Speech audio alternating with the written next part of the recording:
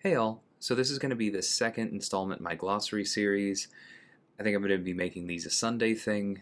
The idea here is just to go over fundamental concepts of the game, examine some of their intricacies that cause misunderstandings even in the end game, and provide a resource to players that are starting out and maybe haven't had this explained to them clearly at any point yet.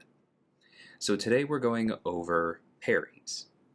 So parry refers to the mastery that you can find under proficiencies, and it also refers to what happens when you perform a well-timed block while that mastery is enabled. A parry is not a stun. A parry can cause a stun under certain conditions that we'll get to, but it itself is not a stun. I realize that this feels like splitting hairs, but having these two concepts linked leads to a lot of the confusion that then leads to questions that I get from players even fairly far on in their careers. So that's why I'm emphasizing this, because I really think that it helps you to think about everything surrounding this mastery and mechanic more clearly. Alright, so first off, we need to define what a well-timed block is. And it's simply a block that is timed to begin just as a hit would land. So you're not blocking, the opponent tries to hit you, you block at exactly the right moment, and that is a well-timed block. So if you're already blocking, just holding the left side of the screen as the opponent charges at you, tries to hit you, that is not a well-timed block. You have to transition from a state of not blocking to blocking at that moment. So when you have the parry mastery enabled, which you almost always should, when you do this, when you perform a well-timed block for a basic contact hit that stuns the opponent. So there are two requirements there. First off, if your opponent is performing a special attack, you won't stun them. Regardless of whether the hit makes contact or not, parry does not allow you to stun special attacks. If the opponent is making a basic attack, so this means a medium or a light or a heavy attack that you are somehow able to block, because normally heavy attacks break block, right? If it is a medium, a light, or a heavy you are able to block, and it is a hit that makes contact, then the well-timed block will cause a stun. Your parry will cause a stun.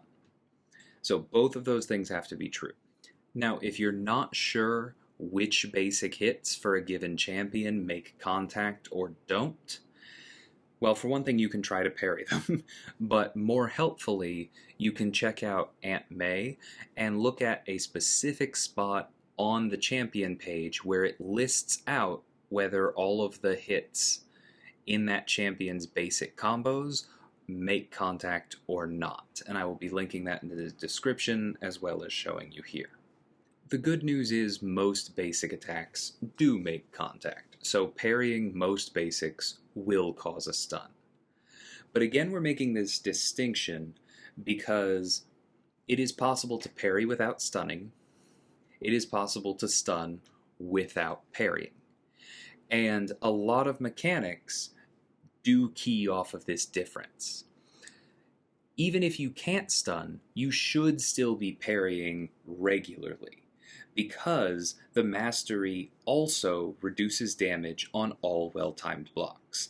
This is what allows so many champions, especially the ones with high block proficiency like Captain America, to get down to almost no damage or no damage on blocked hits when they parry. So that's just really important for controlling how much damage you take in a fight, period.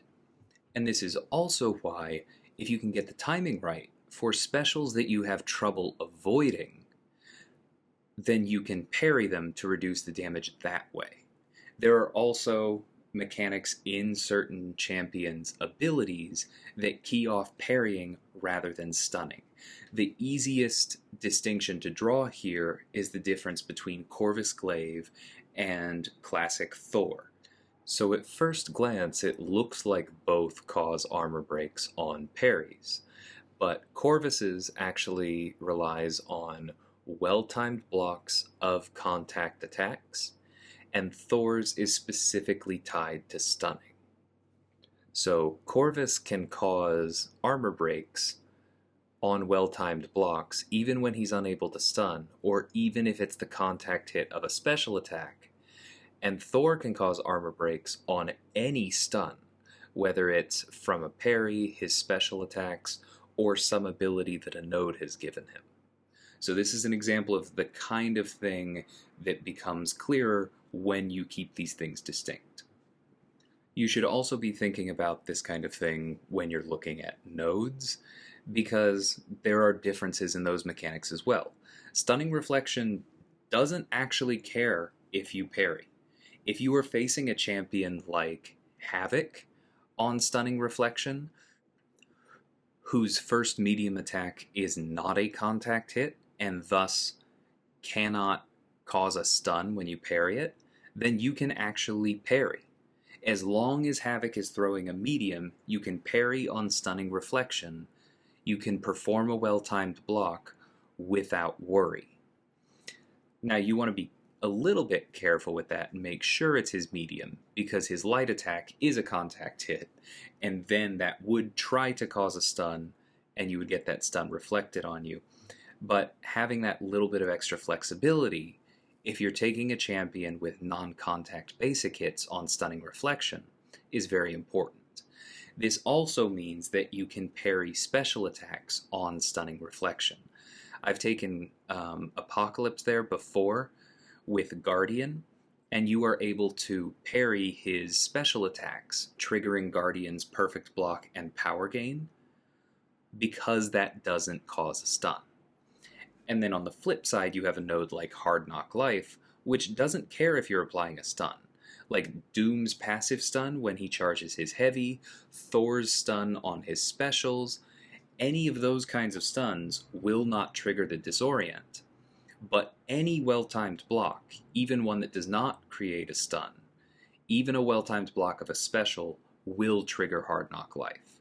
So again, understanding that distinction is going to make certain kinds of nodes that much easier, and is going to make clear to you which strategies are more likely to work. So thankfully, that's pretty much all there is to parrying. It is a very fundamental concept to this game. It does require a fair bit of practice to parry specials reliably, but it is also part of what allows you to use champions like Guardian or Blade to their fullest potential, and so it rewards that investment. But whether you intend to start down that road or not, hopefully this has clarified, simplified parry for you, or hopefully you just found this entertaining. Thank you so much for watching, and until next time, take care.